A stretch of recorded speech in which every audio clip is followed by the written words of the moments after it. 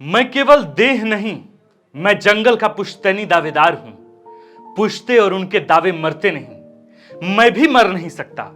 मुझे कोई भी जंगलों से बेदखल नहीं कर सकता। उलगुलान, उलगुलान, उलगुलान। हम जिस राज्य में हैं, उसके कण कण में बसे हैं भगवान बिरसा। भारत की वैभवशाली संसद से लेकर झारखंड के विधानसभा के कक्ष तक, रांची के बिरसा चौक से लेकर झारखंड के मुख्यमंत्री और सचिवालयों के दफ्तर तक बिरसा की मौजूदगी हर तरफ है। झारखंड के खतियानी आंदोलन से लेकर जेपीएससी के घोटाले के खिलाफ शुरू हुए आंदोलन तक में बिरसा का उलगुलान गाहे बगाहे हमारे सीने में धमक उठता है। बिरसा झारखंड की नींव है, झारखंड की रीढ़ है। झारखंड का गठन उनके जन्मदिन पर, झारखंड की सियासत उनके नाम पर। उनका तीर सरकारी शोषण व पुलिसिया दमन के खिलाफ उठता आदिवासियों का प्रामाणिक हथियार है। उनके नारे कई बार झारखंडी सरकार के शोषण के खिलाफ उठते वो आदिवासी विद्रोह हैं जिसमें आदिवासी सरकार की आंखों में आंख डालकर कहते हैं कि गांव छोड़ब नहीं, जंगल छोड़ब नहीं, माए माटी छोड़ब नहीं, लड़ाई छोड़ब नहीं। कहते हैं वे न होते तो आदिवासी समाज से शायद ही कोई ऐसा नायक जल जंगल जमीन की लड़ाई का नायक होता जिसकी प्रतिमा भारतीय संसद में लगी होती। इतिहास के तहखानों में झांक कर देखें तो सहसा महसूस होता है कि झारखंड में आदिवासियों के नेता बहुतायत में पाए गए, पर आदिवासियों का अगर कोई भगवान हुआ तो वो सिर्फ और सिर्फ एक थे, और वे थे हमारे भगवान बिरसा मुंडा। 15 नवंबर 1875 को तब के एकीकृत बिहार और आज के झारखंड के खूंटी के उलिहातू में मुंडा जनजाति में पैदा हुए बिरसा मात्र 5 फीट 4 इंच के थे, पर इतने सामान्य कदकाठी के इस क्रांतिकारी ने आदिवासी खून के गारे से संघर्ष की जो इबारत लिखी, वो आज उनके जाने के कई शताब्दियों बाद तक भारतीय जनमानस पर अमिट छाप छोड़े हुए है। द फोर्थ पिलर पर बिरसा की दास्तान शुरू हो रही है, लेकिन बिरसा की मौत के सबसे आखिरी क्षण को याद करते हुए ही यह कहानी की शुभारंभ होगी, जब उगते हुए सूरज की रोशनाई में रांची जेल के वायुमंडल में कहीं विलीन होते अपने विदाई के सबसे आखिरी क्षणों में बिरसा ने अचेत होते हुए कहा था कि मैं सिर्फ एक शरीर नहीं, मैं मर नहीं सकता। उलगुलान जारी रहेगा। कहानी का पहला अंक, ईसाई बिरसा मुंडा। बिरसा मुंडा की आरंभिक पढ़ाई सालगा में जयपाल नाग की देखरेख में हुई थी। उन्होंने एक जर्मन मिशन स्कूल में दाखिला लेने के लिए ईसाई धर्म अपना लिया था। कहते हैं कि मिशन स्कूल में एक शिक्षक द्वारा मुंडा जनजाति की उपहास उड़ाने की वजह से बिरसा ने स्कूल का ही बहिष्कार कर दिया था। इस घटना के बाद मिशन स्कूल से बिरसा को बाहर का रास्ता दिखा दिया गया। हालांकि इसी दौरान बिरसा को यह समझ आ चुका था कि अंग्रेज लोग आदिवासियों का धर्म बदलवाने की मुहिम में लगे हुए हैं, तो उन्होंने जल्द ही ईसाई धर्म को भी छोड़ दिया। कहते हैं कि ईसाई धर्म का परित्याग करने के बाद बिरसा ने अपना नया धर्म बिरसैत बनाया। बिरसैत धर्म की स्थापना के साथ ही मुंडा और उरांव जनजाति के लोग बड़ी संख्या में बिरसैत में शामिल होने लगे। कहते हैं बिरसा ने बिरसैत धर्म शुरू कर एक तरह से अंग्रेजों के धर्म परिवर्तन की विस्तारवादी नीति को दमदार चुनौती दी थी। अब कहानी का दूसरा अंक, चाईबासा में जब पकड़े गए थे हमारे भगवान बिरसा। बिरसा के संघर्ष की शुरुआत चाईबासा में हुई थी, जहां उन्होंने 1886 से 1890 तक करीब 4 वर्ष बिताए। वहीं से अंग्रेजों के खिलाफ एक आदिवासी आंदोलन की शुरुआत हुई।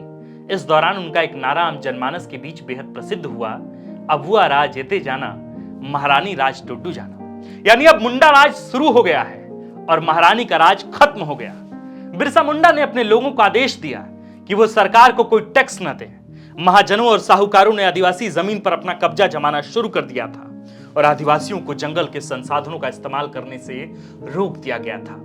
मुंडा लोगों ने एक आंदोलन की शुरुआत की थी जिसे भारत का स्वर्णिम इतिहास उलगुलान के नाम से अपनी स्मृतियों में आज भी सहेज कर रखता है। बीबीसी के वरिष्ठ पत्रकार रेहान फजल अपनी लेख में बताते हैं कि ये वो दौर था जब बिरसा मुंडा राज्य की स्थापना के लिए जोशीला भाषण दिया करते थे।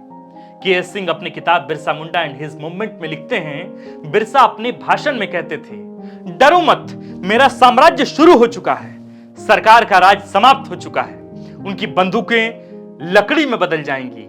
जो लोग मेरे राज को नुकसान पहुंचाना चाहते हैं उन्हें रास्ते से हटा दो। बिरसा के ओजस्वी भाषण का ही यह नतीजा था कि उनके समर्थकों ने पुलिस स्टेशनों और जमींदारों की संपत्ति पर हमला करना शुरू कर दिया था। कई जगहों पर ब्रिटिश झंडे, यूनियन जैक को उतारकर उसकी जगह सफेद झंडा लहराया गया, मुंडा राज का जो प्रतीक माना जाता था।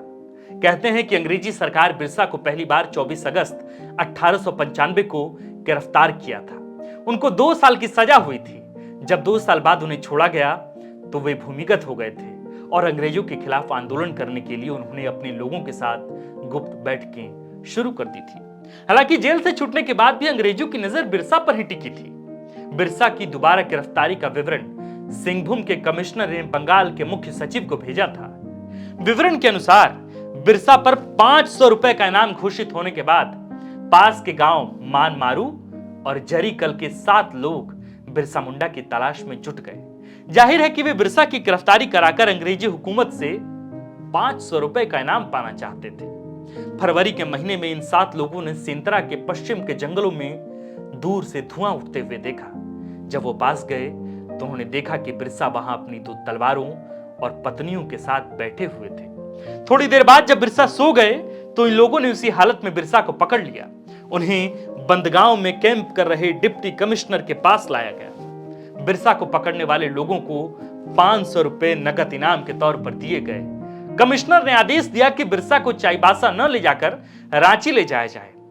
मुकदमे वाले दिन कमिश्नर फोर्ब्स ने तय किया कि बिरसा को बेड़ियों में बांधकर जेल से अदालत लाया जाएगा ताकि लोग अपनी आंखों से यह देख सकें कि अंग्रेजी सरकार से टक्कर लेने का परिणाम आखिर क्या होता है। कहते हैं जब बिरसा को बेड़ियों में बांधकर अदालत ले जाया जा रहा था तब वहां भारी भीड़ बिरसा की रिहाई की मांग कर रही थी। बिरसा के समर्थन में खड़े लोगों के जमघट को देखते हुए बिरसा के साथ करीब 40 सशस्त्र पुलिसकर्मियों को तैनात किया गया था। साफ दिखाई दे रहा था कि जेल में बिरसा की कोड़ों से काफी पिटाई की गई थी, लेकिन यह लग ही नहीं रहा था कि बिरसा को किसी तरह का कोई दर्द है। यह दृश्य देखते ही अंग्रेजी हुकूमत को अपनी गलती का एहसास हो गया।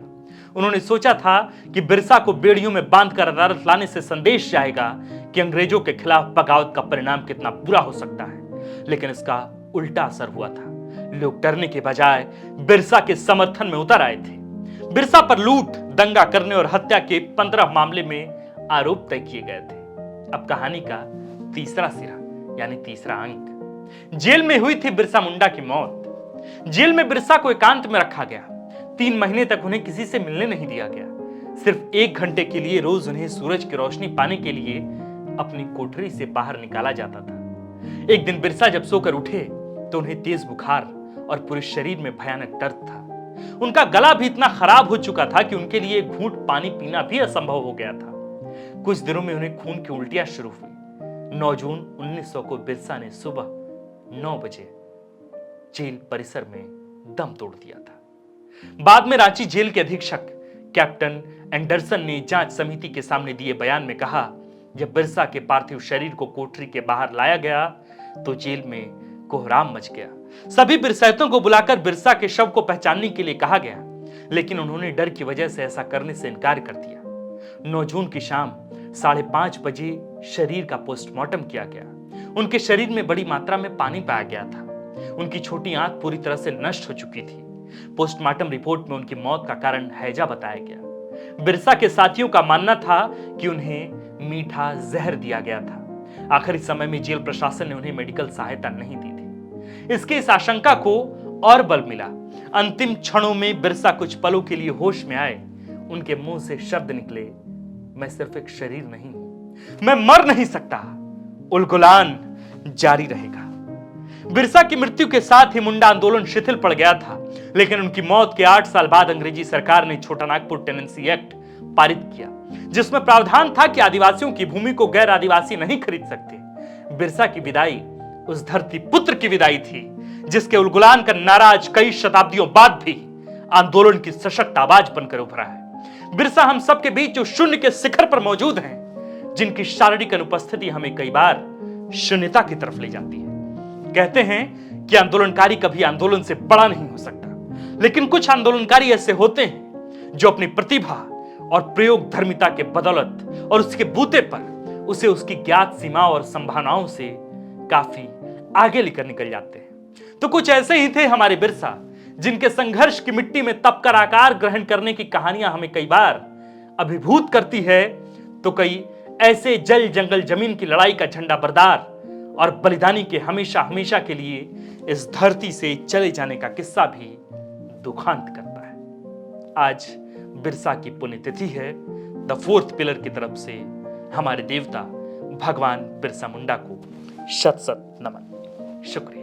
अगर आप चाहते हैं कि हमारे वीडियोस का नोटिफिकेशन आपको बिना देरी के मिलता रहे, तो आप इस चैनल को फॉलो और सब्सक्राइब जरूर कर लें। बाकी आप हमारे काम को लेकर कोई सुझाव हमें देना चाहते हो तो कमेंट बॉक्स में आप सादर आमंत्रित हैं। इसके अलावा हमारे वीडियोस आपको अलग अलग ठिकानों जैसे फेसबुक, इंस्टाग्राम, ट्विटर पर भी देखने को मिलेंगे, जिसके लिंक डिस्क्रिप्शन में डाल दिए गए हैं। शुक्रिया।